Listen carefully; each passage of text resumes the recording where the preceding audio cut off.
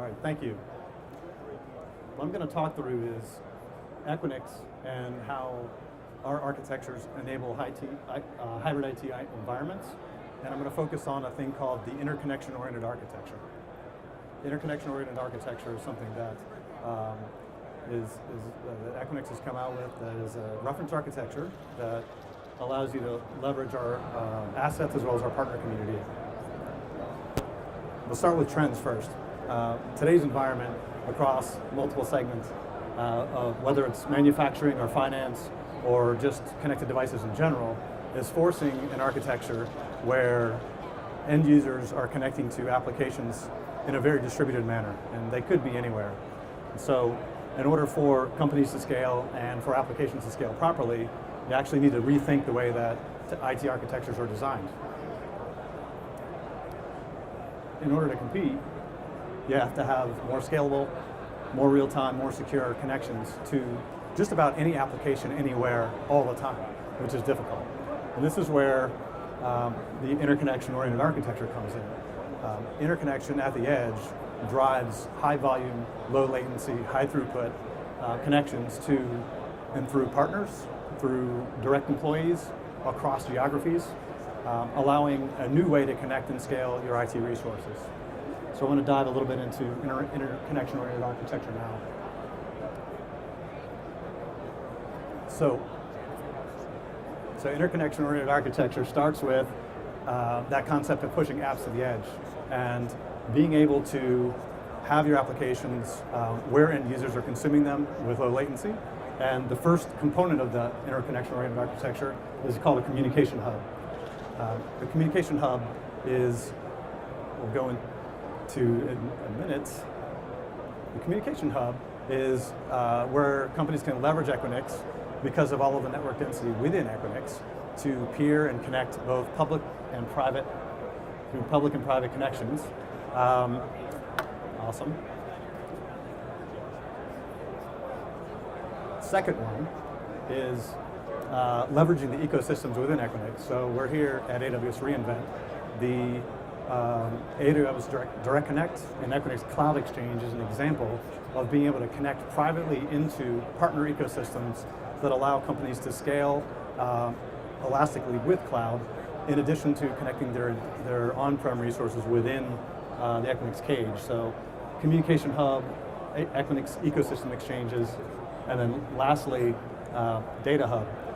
Data hub is a reference architecture that allows companies to place their data next to the platforms that allow them to manipulate the data, whether that's just crunching it and coming out with business intelligence to make decisions, or whether that's building hybrid architectures of database and storage connecting in and scaling into the public cloud for a hybrid IT solution. So those are the three pillars: communication hub, ecosystem exchange, and data hub on the interconnection-oriented architecture.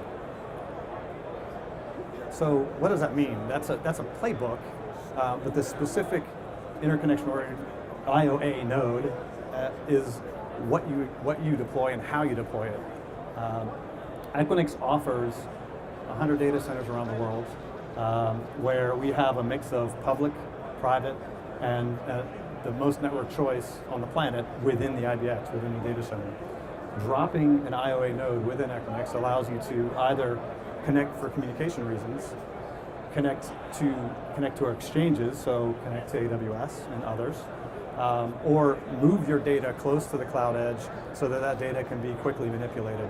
So those three options on the IOA node are the ways you can leverage this global ecosystem that Equinix has built through the IOA architecture. So where can you do it? Equinix we run and operate over 100 data centers around the world. Our cloud exchange is in over 21 markets around the world. And so putting your assets next to where those cloud service providers operate and where the network service providers live allows you to build these unique interconnected solutions. And it's an ecosystem that has companies trading business with each other. So customers, 6,200 customers doing business with each other through interconnections, passing traffic and passing revenues with each other It gives us a very unique position in the market to be able to deliver consistent services regardless of the market you're in. You can take and replicate the same architecture in every market for a consistent customer experience across the globe, which is unique to us.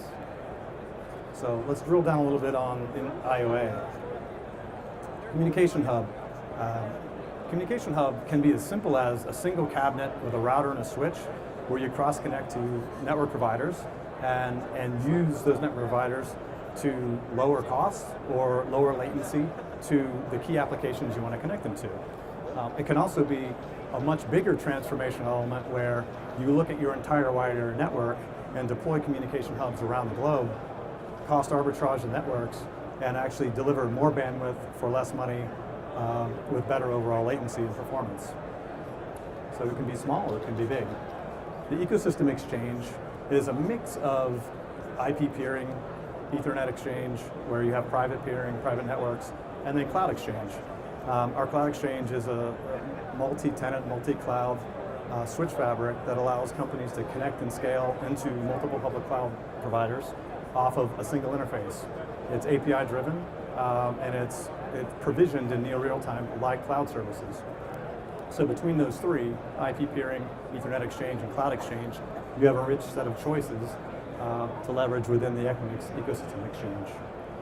And lastly, Data Hub. Data Hub is really a common use case that we see in our data centers where the most critical intellectual property that companies have live in their storage or run on their databases, and they actually take that data and connect and scale it into cloud service providers to build unique hybrid architectures, protecting the data, but also leveraging the elasticity and scale of public cloud, which is a well-known benefit of public cloud. So I want to drill down a little bit on the cloud exchange.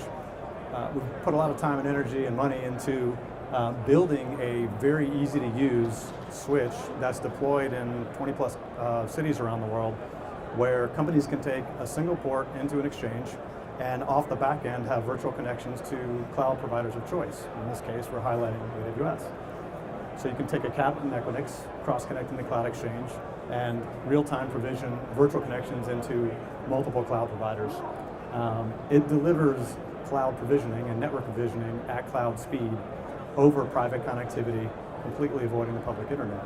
So from a throughput and security perspective, it answers a lot of the objections that enterprises will give you on moving production workloads into the public cloud. So drilling down a little bit more, a use case is specific. How do you then leverage this reference architecture to solve a common business problem, IT business problem? Look at hybrid cloud.